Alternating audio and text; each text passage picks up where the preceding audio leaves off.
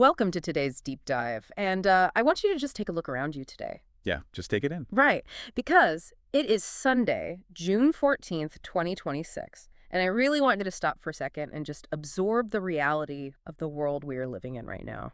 It's pretty grim. It is. We are gripped by this unprecedented, paralyzing global fuel crisis. The entire geopolitical architecture of the Middle East, a structure that has essentially held for decades, has been fundamentally altered. Maybe forever, honestly. Exactly, maybe forever. And back in the United States, Washington, D.C. is in the middle of this absolute ground-shaking constitutional meltdown. Total chaos. Yeah. We are all living in the long, dark shadow of what the Department of Defense officially calls Operation Epic Fury. Though, the rest of the world, they just call it the 2026 Iran War. Right. So the mission for our deep dive today is to understand this terrifying, incredibly complex new reality. I mean, how exactly did we get here? It really is the defining question of our time right now. And to answer it, we are tearing into a massive stack of declassified intelligence, diplomatic cables, and military after-action reports. It's a massive dossier. Oh, it's huge. This document, the U.S.-Iran War Causes Investigation Report, it synthesizes the diplomatic failures, the military escalations, and really just the sheer unpredictable chaos that brought us to this exact moment in June 2026. So we're going to walk through exactly how an uncomfortable diplomatic standoff just entirely mutated into an all-out theater war. Right, because it didn't just happen overnight. Okay, let's unpack this. Because the bombs that started dropping in 2026, they didn't just fall out of a clear blue sky. No, absolutely not. To understand the bombs of 2026, we have to look really closely at the paperwork of 2024 and 2025. The foundation was already laid. Yeah, the trajectory was essentially locked in long before the first airstrikes were ever authorized. So let's start by looking at what was happening in those crucial years leading up to it.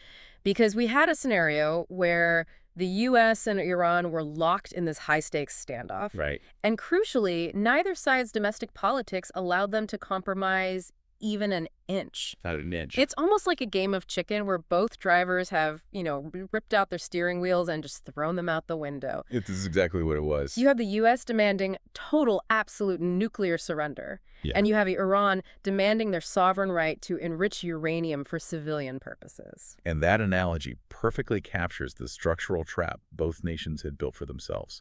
Because the direct trajectory to this theater-wide war wasn't a sudden, unpredictable spark. Right. It was this slow, irreversible breakdown of very specific diplomatic talks, specifically the negotiations happening in Muscat and Rome. So the war we are seeing today is the direct, inevitable offspring of that failed diplomacy. So let's look at the evidence from the diplomatic cables.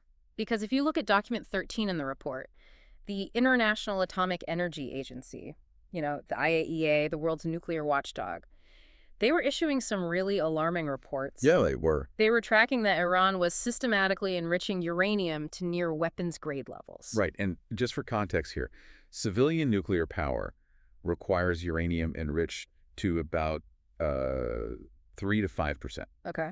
But weapons grade is roughly 90%. And the IAEA was seeing spikes. They were getting dangerously close to that threshold. Wow. So the clock is incredibly loud at this point. Very loud. Then, as detailed in that same section of the dossier, document 13, President Trump issues a rigid 60-day ultimatum on March 7th, 2025. A literal line in the sand. Right. He threatens direct, targeted military strikes if Iran doesn't completely dismantle its entire nuclear program.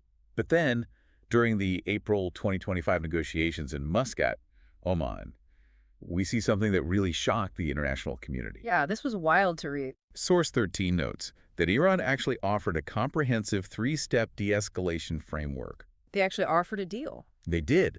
They offered to temporarily cap their uranium enrichment at exactly 3.67%. And perhaps unprecedentedly, they pledged to disarm and freeze the activities of their regional proxies across the Middle East. Wait. So they offered exactly what the U.S. has wanted for decades. Essentially, yes. But the U.S. rigidly refused. I mean, the transcripts in citations 13 and 14 show the U.S. delegation completely rejected any deal that allowed Iran to retain even civilian enrichment capabilities. Zero enrichment was their demand. Right, and that absolute refusal caused the talks to permanently collapse by June 12, 2025. But wait, I have pushback on this logic. Right? The U.S. is watching Iran offer to cap enrichment and freeze their proxies. If the U.S. knew Iran wouldn't completely give up their civilian enrichment program, what was the point of refusing the deal? I mean, were these negotiations ever actually meant to succeed? What's fascinating here is the underlying assumption made by U.S. policymakers at the time. They believed entirely in the doctrine of maximum pressure. Like squeezing them until they break. Exactly. The idea that if you apply enough economic sanctions and military threats, you will force total unconditional capitulation. But that completely ignored the reality on the ground in Tehran. It did. They completely ignored the alternative perspective. Because for the Iranian regime, as the internal assessments show, giving up civilian enrichment entirely was viewed as an ultimate sovereign humiliation. Right, it's about pride. Yes, they view the nuclear program not just as technology, but as a pillar of national pride and technological independence. Accepting the U.S. terms would basically destroy their domestic legitimacy. Meaning a deal was politically impossible from Tehran's perspective, regardless of the economic pain. Exactly. So, looking at the collapse of Muscat and Rome, the core takeaway is undeniably clear. Maximalist diplomatic demands, when backed by uncompromising domestic politics, inevitably pave the road to military conflict. Precisely. Yeah. You leave the other side no exit ramp. And because the U.S. completely shut the door on those Muscat negotiations, diplomacy was officially dead. And in geopolitics, when the diplomats leave the room, the generals enter. Always. Which brings us to Section 2, the immediate aftermath, the 12-Day War. Right, in June 2025. Yeah. A limited preemptive strike was drawn up, intended to surgically remove the nuclear threat. But instead of a clean surgical strike, it proved just how dangerously vulnerable the U.S. and Israel were to massive counterattacks. It was a huge wake-up call. It's almost like they decided to poke a hornet's nest with a very precise, high-tech stick. Like, you might destroy a few larvae in the center, but you instantly unleash the entire swarm on yourself. That causality is key, because diplomacy definitively and officially failed on June 12. The U.S. and Israel immediately pivoted to the military option. Like, the very next day. Yeah, they didn't wait. They launched their strikes on June 13th. And when you look at the declassified operational logs in sources 15 and 16, the scale of this initial strike is intense. Israel and the U.S. launched Operations Rising Lion and Midnight Hammer. Let's break down what that actually looked like on the ground. So Citation 17 details how U.S. B-2 stealth bombers were deployed. These are the massive flying wings, incredibly hard to detect on radar. Yep. And they dropped 14 GBU-57AB bunker busters on heavily fortified nuclear sites like Fordo and Natanz.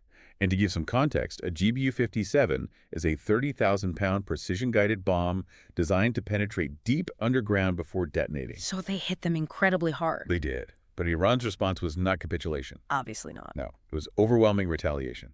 Source 18 documents that Iran immediately launched between 500 and 550 ballistic missiles directly at Israel over the course of the 12-day war. Wow. Now, the Israeli Air Defense Network, specifically the Iron Dome and Arrow systems, they performed exceptionally well from a purely technical standpoint. Right. They intercepted roughly 90% of the incoming projectiles.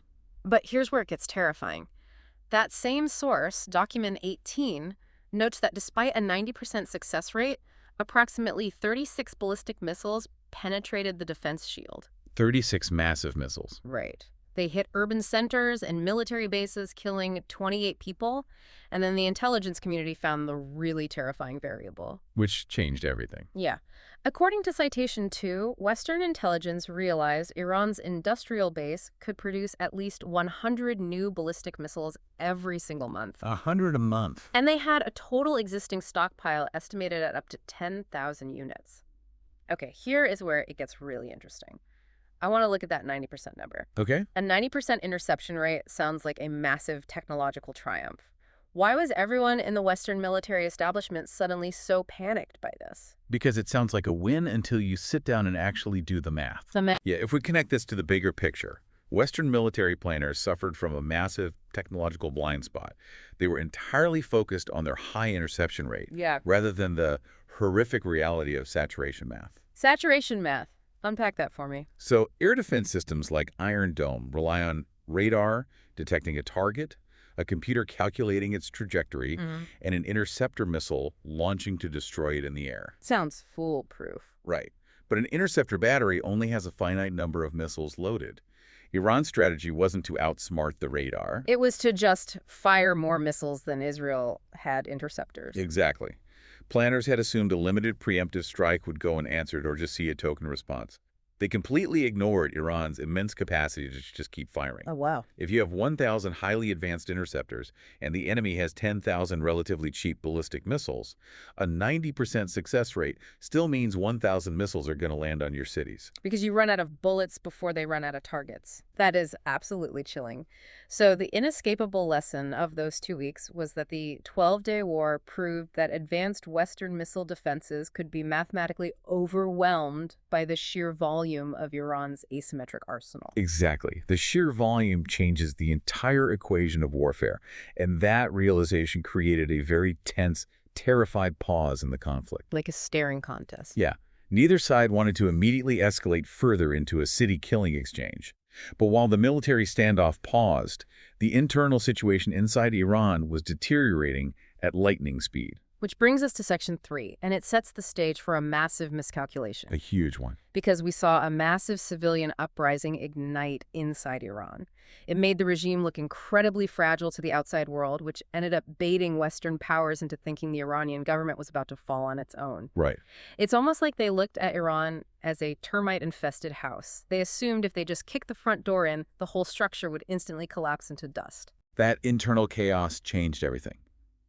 Because the missile standoff of the 12-day war had reached that tense pause, but the crushing economic sanctions that the West had layered on top of the military strikes, they had ignited a domestic powder keg. People couldn't afford to live. Exactly. The cost of living skyrocketed, inflation went out of control, and this internal chaos changed the U.S. and Israeli calculus entirely. They got greedy. They shifted away from a strategy of military containment to one of opportunistic, total regime change. So let's look at the sheer scale of this uprising in the intelligence reports. Because Source 9 tells us that nationwide protests erupted in December 2025. And this was everywhere. Yeah, this wasn't just in Tehran. It spread to 675 different locations across 210 cities. It was a massive, decentralized civilian revolt. And the regime's response was unimaginably brutal. Horrific. Also in Source 9, we see they mobilized between 800,000 and 900,000 security personnel. They even imported 5,000 Iraqi militiamen, essentially foreign mercenaries, to crush the protests in the streets. And they tried to completely hide this slaughter from the world. I mean, Source 21 notes the regime instituted a total 4-month internet blackout. Total darkness. They severed the country from the global web. However, the U.S. managed to covertly smuggle in Starlink satellite terminals. Which is an incredible logistical feat on its own, you know? Yeah, breaking them down, hiding them in commercial shipments, getting them across porous borders so activists could actually broadcast what was happening. Exactly. And because of those Starlink terminals, the world saw the human cost. And it was catastrophic. Let's talk about the numbers. Well, sources 1 and 8 show how wildly the verified death tolls varied.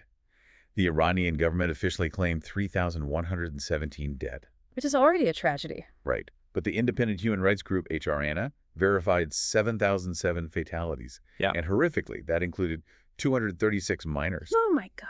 But when intelligence agencies tapped into medical networks and sources inside the Iranian Ministry of Health, they estimated that over 30,000 individuals were killed during that 4-month period. Wait, I have to stop and ask about the logic in Washington here. Sure. The West is watching thousands of civilians being slaughtered in the streets. They see a government willing to kill 30,000 of its own citizens just to stay in power. Right. And military planners look at that extreme, desperate brutality and think, perfect timing. Yes. Unfortunately, that is exactly what happened. What's fascinating here is that Western intelligence made a critical, fatal error in their assessment. How so? They conflated an unpopular regime with a fragile military apparatus. Because the streets were in chaos and the civilian population obviously despised the government, Western planners assumed the Islamic Republic was too distracted and politically weak to fight a foreign war. They thought the regime was on the ropes. Right. What they completely ignored is the historical reality that authoritarian states often successfully use external wars to forcefully consolidate domestic power. Oh, of course. When a foreign enemy attacks, It gives a brutal regime the perfect excuse to declare martial law, label all domestic protesters as foreign spies, and just silence dissent under the guise of national security. So the tragic reality here is that catastrophic domestic unrest within Iran provided a deceptive intelligence signal that convinced Western planners a decapitation strike would easily induce total regime collapse. Exactly. And that deceptive signal was the green light for the most devastating, earth-shattering phase of the conflict. Which brings us to Section 4, Operation Epic Fury. The big one. This wasn't a surgical strike on a nuclear facility. This was a massive, unprecedented bombing campaign designed to instantly cut off the head of the Iranian state. Yeah. It's an attempt to win a chess game on the very first move by basically smashing the opponent's king with a 20-pound sledgehammer. Acting directly on that flawed assumption that the regime was hanging by a thread due to the protests, the U.S. and Israel completely abandoned their previous strategy. No more precise pokes. No. They opted instead to wipe out Iran's entire political leadership in one massive, overwhelming blow. And the evidence of this operation in the declassified files is staggering. According to Source One, Operation Epic Fury launched on February 28, 2026. A date that will live in infamy. Truly, the coalition executed almost 900 precision strikes in just the first 12 hours. 900 strikes. I mean, that is an unimaginable volume of ordnance dropping on a sovereign nation in half a day. And their targets were explicit. Citations 1 and 13 detail how they successfully assassinated Supreme Leader Khamenei. Yes. And they didn't stop there. They actually targeted and destroyed the Assembly of Experts building. Right. And for context, the Assembly of Experts is the clerical body responsible for selecting the next supreme leader. So they were trying to break the succession. Exactly. By destroying the building and killing its members, the U.S. and Israel were specifically trying to prevent a constitutional succession. They wanted a complete power vacuum. But we have to look at the political motivations behind this escalation, too. Because sources 7 and 11 point out that Israeli Prime Minister Benjamin Netanyahu lobbied heavily for this exact decapitation strike. He did. And it's impossible to ignore the domestic context here. Netanyahu was facing severe domestic corruption charges at the time, but after the war began, his public approval rating surged to 62%. The classic rally around the flag effect in action. Exactly. But while the political leaders celebrated, the human cost on the ground was terrible. Sources 1 and 23 document devastating civilian casualties during Epic Fury. Because the targets were in cities. Right. Because the strikes were targeting leadership embedded in urban centers, the collateral damage was horrific. The dossier details a misdirected strike that killed approximately 170 civilians at a girls' school in Manab. That's awful. Another strike killed 21 people, including teenage girls, at a sports hall in the city of Lamert. Which brings up a glaring moral contradiction. I mean, the U.S. administration had explicitly justified this massive escalation morally, citing the Iranian regime's horrific violence against its own people during the December protests. Right. They claimed they were liberating the Iranian people. But then the U.S. coalition immediately drops bombs on civilian girls' schools and sports halls. The moral framing advanced by the administration completely collapsed under the reality of the airstrikes. Completely. Furthermore, the decision to go to war was undeniably influenced by Prime Minister Netanyahu's immediate need for political survival. But if we look at it purely strategically, the assumption that political decapitation equals structural collapse was a fatal misread. Wait, let me make sure I'm getting this. Why didn't the state collapse without the supreme leader? If you cut off the head, the body dies, right? Because they ignored the deep, decentralized, and highly redundant institutional resilience of the Islamic Revolutionary Guard Corps, the IRGC. The IRGC wasn't designed like a traditional top-down Western military. It was designed specifically to survive a decapitation strike and operate autonomously. Oh, wow. You can remove the supreme leader, but regional commanders had the authority and the hardware to just keep fighting. Which gives us our grim synthesis of this campaign. Operation Epic Fury achieved its tactical objective of eliminating Iran's apex leadership, but failed entirely to collapse the state, triggering widespread civilian devastation instead. And because the state did not collapse, the surviving elements of the IRGC regime immediately initiated their counterattack. And it was unlike anything the West had prepared for. Totally unprecedented. This brings us to Section 5, the asymmetric retaliation, because the surviving Iranian leadership, knowing full well they couldn't win a direct conventional tank-on-tank war against the U.S. military. That would be suicide. Right. They opted instead to set the entire global economy on fire to force a ceasefire. It's like if you corner a badger in a china shop. It knows it can't box you in a fair fight, so it just starts smashing every single piece of porcelain you came in to buy until you agree to open the door and let it leave. That is the perfect way to visualize it. Because the Iranian state did not collapse, as Western intelligence confidently predicted, the surviving IRGC leadership instantly enacted what was essentially their doomsday plan. They broadened the war. Yes, they didn't just fight the U.S., they dragged everyone else into the crossfire. The evidence shows how rapidly they escalated. Citations 1 and 2 detail how Iran expanded the theater horizontally. They started firing ballistic missiles, not just at U.S. embassies or U.S. bases, but at entirely separate U.S.-aligned Arab states. Right, their neighbors. They launched strikes into Saudi Arabia, the United Arab Emirates, Kuwait, and Bahrain. Which is incredibly significant when you look at the geopolitical context in Source 26. These Gulf states explicitly opposed this war. They wanted nothing to do with it. Exactly. For the last decade, countries like Saudi Arabia and the UAE had staked their entire national futures on economic diversification, building massive tourism sectors, and attracting Western foreign investment. They desperately wanted regional stability. But Iran didn't stop at missiles. Sources 6 and 10 document their most devastating move. They blockaded the Strait of Hormuz. The most critical maritime choke point on the planet. Exactly. By deploying thousands of naval mines and utilizing swarms of armed fast attack craft, they effectively cut off the strait. And to understand the scale of that, shutting down the Strait of Hormuz cuts off roughly 20% of the world's daily oil supply and a massive chunk of the global liquefied natural gas supply. Let me play devil's advocate here for a second. Go ahead. If Iran's fight is fundamentally with the United States and Israel, why drag the UAE, Saudi Arabia, and the global shipping industry into it? Doesn't that just create a dozen more enemies for Tehran? If we connect this to the bigger picture, it was a brilliant, albeit entirely ruthless, strategy of regional contagion. Yes. The U.S. wanted a contained bilateral war, a quick victory, where the pain was localized entirely inside Iran's borders. Iran's strategy was to ensure that every single U.S. bomb dropped on Tehran was paid for by plunging global stock markets and the destruction of the Gulf states' economic futures. They weaponized the global economy. Exactly. By choking off 20% of the world's oil, they weaponized global trade itself as a deterrent.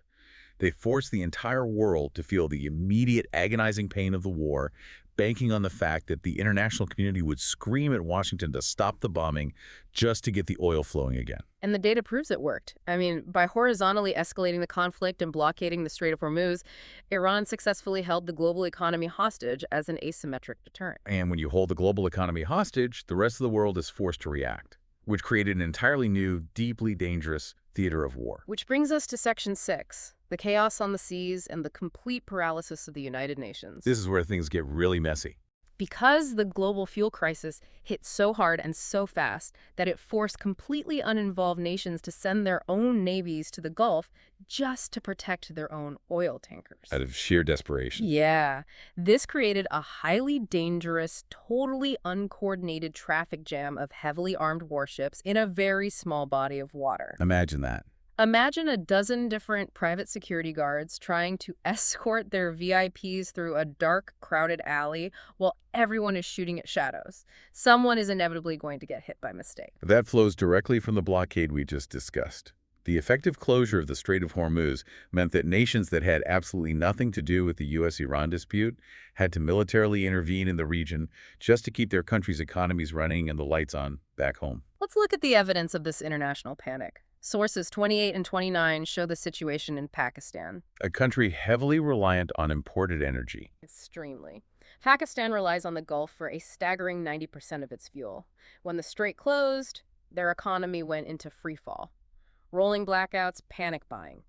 So on March 9th, 2026, they had to launch Operation Muhafiz-ul-Bar, basically sending their own navy to escort tankers. And they weren't alone. Citations 31 and 32 show India facing the same existential energy crisis. Right. They launched Operation Urja Suraksha on March 23, deploying over 5 frontline, heavily armed warships into the Gulf to escort their commercial vessels. So you have American, Iranian, Pakistani, and Indian warships all operating in the same mined, missile-threatened waters without a unified command structure. A recipe for disaster. It was, and that congestion led to absolute tragedy. Source 31 details a horrific friendly fire incident on June 10, 2026. A U.S. Navy helicopter, operating in this incredibly tense environment, mistakenly identified a target and fired Hellfire missiles at the Palau-flagged MT Cetabello. Just terrible. It killed 3 Indian sailors. It was a nightmare scenario of the fog of war spreading. And while this military chaos was unfolding on the water, the diplomatic response in New York was entirely hollow. Oh, the UN response. Yeah, sources 38 and 39 showed that the UN Security Council finally passed Resolution 2817. Okay, what did it do? Well, the resolution strongly condemned Iran's attacks on commercial shipping. But, and this is a massive, but it completely omitted any mention whatsoever of the U.S. and Israeli preemptive airstrikes that started the war in the first place. You're kidding. No. And because of that omission, Russia and China abstained from the vote. Wait, I need to make sure I'm grasping the absurdity of this. The United Nations Security Council, the body responsible for global peace, passes a resolution about the war, but completely fails to address the actual war itself. That is exactly right. They just tried to secure the shipping lanes while actively ignoring the bunker busters dropping on Tehran. Yes. What's fascinating here is that the system essentially fractured into proxy warfare. Because the U.S., Russia, and China all have veto power on the Security Council, the UN was paralyzed. So they couldn't agree on the root cause. Right. They could only rally enough basic consensus to protect commercial shipping, completely failing to address the underlying use of force or the preemptive strikes that ignited the crisis. The fog of war didn't just stay in the Middle East. The economic shockwaves expanded to engulf the global South, dragging in nations like India and Pakistan against their will. It's an indictment of the whole international system. So the main takeaway here is that the war's economic fallout fractured global security architectures, leading to independent, uncoordinated naval deployments and lethal friendly fire incidents. But the fracturing wasn't just happening at the UN. While international law was paralyzed abroad, domestic law was collapsing back home in the United States. Which brings us to Section 7, the constitutional crisis. This is huge. The endless, spiraling nature of this war completely broke the U.S. legal system's tolerance for a president fighting foreign wars without explicit permission from Congress. It was a breaking point. It is exactly like a rogue CEO writing a massive trillion-dollar blank check that the company cannot possibly cash. And the board of directors is frantically trying to freeze the corporate bank accounts before the whole enterprise goes bankrupt. While the UN was failing in the Gulf, the foundational separation of powers was failing in Washington. Because the people were feeling the pain. Exactly. This severe economic shock, gas prices skyrocketing, inflation surging, and the human costs of a war that had no viable exit strategy began bleeding directly back into American domestic politics. The evidence points to a massive historic power struggle between the White House and Capitol Hill. According to Source 4, President Trump initiated Operation Epic Fury solely under his executive authority as commander-in-chief. Right, he didn't ask for a declaration of war. Which is standard for modern presidents, but the scale of Epic Fury pushed the limits of that authority to the breaking point. Exactly. And Source 42 shows the immense legislative backlash that followed. The Senate, obviously feeling the pressure from furious constituents dealing with the economic fallout, voted 50-47 to discharge a resolution directing the immediate withdrawal of U.S. troops from hostilities. And the House. The House of Representatives passed a similar measure, 215-208. Then, in an unprecedented attempt to rein in the executive branch, Source 43 details how Congress introduced a highly constrained authorization for use of military force, or AUMF, in May 2026. And this wasn't the kind of blank check Congress gave the president after 9/11. Not at all. This AUMF explicitly banned boots on the ground, meaning no ground invasion of Iran. It prohibited any attempt at long-term nation building. Very specific limits. And most importantly, it enforced a strict sunset expiration date of July 30th, 2026. The funding and legal authority would simply evaporate on that date unless Congress affirmatively voted to renew it. Okay, here is where my head is spinning. If both the House and the Senate clearly didn't want the war, as those majority votes show, why couldn't they just stop it immediately? I mean, why go through the labyrinth of a sunsetting AUMF? Because of how executive power has evolved over the last 70 years. The administration relied heavily on the historical precedent of congressional acquiescence. Acquiesces, like just going along with it. Yes. Legal scholars argue that because Congress usually stays quiet and lets presidents launch limited strikes without declaring war, the executive branch inherently has the power to wage war until explicitly stopped. Wow. This crisis exposed a fatal structural flaw in the U.S. war powers framework. Stopping a war once it starts is infinitely harder, legally and politically, than launching one. Because the president can just move faster. Exactly. The president can order bombers into the air in a matter of hours. Congress takes months to draft, debate, and pass binding resolutions, which the president can then simply veto, requiring a two-thirds supermajority to override. So the president holds all the cards once the shooting starts. The protracted nature of Operation Epic Fury ignited a severe separation of powers crisis, forcing Congress to attempt unprecedented legislative constraints on the commander-in-chief. And that immense domestic political pressure to end the war, combined with the global economic bleeding, finally forced all parties back to the negotiating table. Nobody was winning. Right. Neither side had won, but both sides were exhausted. Which brings us to our final section, Section 8. The Islamabad process and the profound cultural dissonance of 2026. This is where the timeline gets really weird. Yeah. The peace process became this bizarre, fragmented hostage negotiation taking place, while deeply surreal elements of normal, everyday life simply carried on in the background. Life goes on somehow. It's like watching two people fiercely negotiate a brutal, blood-soaked divorce settlement with lawyers at a table, while simultaneously playing a friendly game of mixed doubles tennis on the weekend. It illustrates the sheer exhaustion of everyone involved. The combination of global economic collapse due to the Strait of Hormuz blockade, the unexpected resilience of the Iranian regime's decentralized military, and that intense U.S. domestic political pressure we just talked about. It all forced an inevitable, albeit deeply messy, return to diplomacy. The evidence of this messy diplomacy is fascinating to read. Source 46 details how Pakistan stepped in to mediate the Islamabad Memorandum of Understanding in May and June 2026. And look at the concessions. Yeah. According to citations 47 and 48, the U.S. finally abandoned its rigid 2025 maximalist demand for zero enrichment. The very thing they went to war over, they conceded. Yes. They agreed to lift the naval blockade in Phase 1 and defer the entire thorny nuclear question to Phase 2. But the alliances that started the war were now fracturing. Sources 11 and 50 show that Iran demanded Israel halt its bombings of Hezbollah in Lebanon as part of the ceasefire deal. And Israel flatly refused. Yeah, they openly defied U.S. wishes for a clean ceasefire and bombed Beirut on June 14, 2026, literally today. And amidst all this geopolitical fracturing, we have the cultural aspect. Yes. Here's where it gets really interesting.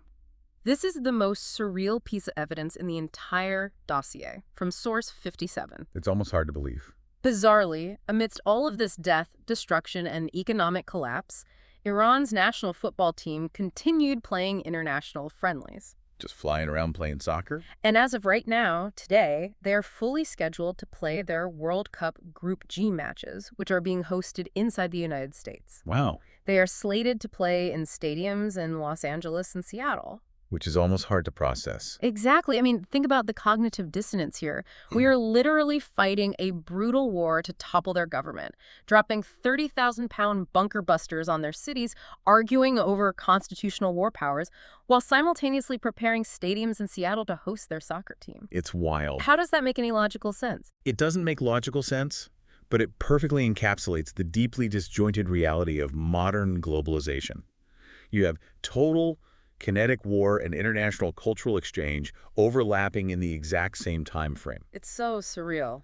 Furthermore, if we connect this to the bigger picture, the diplomatic rupture between Washington and Tel Aviv over the bombing of Lebanon proves a vital geopolitical rule. What's that? Alliances fracture the exact moment tactical goals diverge. You cannot cleanly resolve a theater-wide conflict when proxy actors and even allied nations have their own independent survival at stake. Because everyone is looking out for themselves. Exactly. Israel's immediate security needs regarding Hezbollah on their northern border simply do not align with America's desperate need to reopen the Strait of Hormuz and lower global gas prices. Which means there is no such thing as a clean ending anymore. So the main takeaway for this final section is that the deeply fragmented peace process highlights the impossibility of clean resolutions in modern geopolitics, where military conflict, fractured alliances, and globalized culture paradoxically overlap. It is a messy, deeply unresolved world we find ourselves in today. And that brings us back to you listening right now.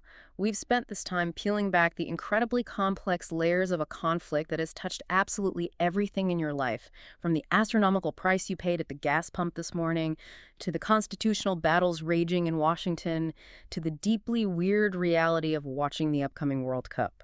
And while the Islamabad Memorandum of Understanding might temporarily pause the shooting and finally reopen the shipping lanes in the Gulf, we have to remember what was sacrificed to get there. So much was lost. The core issue, the nuclear enrichment question that started this entire cascade, was entirely deferred. The fundamental security dilemma of the Middle East remains completely intact. The underlying tensions haven't been solved. They've just been paused until Phase 2, if Phase 2 ever happens. Okay, I want to leave you with this final provocative thought to mull over on your own as you watch the news today. If total, unprecedented Western military supremacy combined with crushing global economic sanctions and a massive bloody domestic rebellion still could not induce the collapse of the Iranian regime, does the concept of regime change via external force even truly exist in the 21st century? That is a question we will likely be answering and paying the price for decades to come. Thank you for joining us as we unpack the intelligence, connected the dots, and sought to understand the architecture of this global crisis. Stay curious, keep questioning the narrative, and we will catch you on the next deep dive.